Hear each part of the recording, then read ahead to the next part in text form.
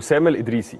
اوكي. او سوري انا اسف، هو لا اسامه الادريسي. انا اسف. انت بس اسامه عشان متالق ومولع الدنيا مع الاهلي واخد دماغ الناس كلها. اسامه الادريسي، هل فعلا في كلام ان هو يبقى موجود؟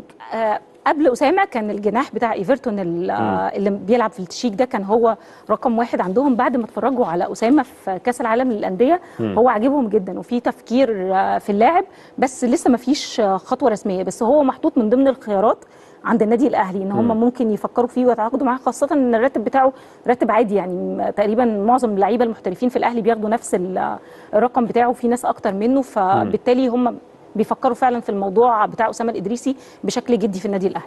هل القندوسي فعلا بعد لقاء سيراميكا قدام الزمالك وتألق القندوسي اللافت للنظر فعلا اتفتح الباب او التفكير ان ممكن يتم العفو عنه داخل النادي الاهلي؟ هو طبعا ما شاء الله عليه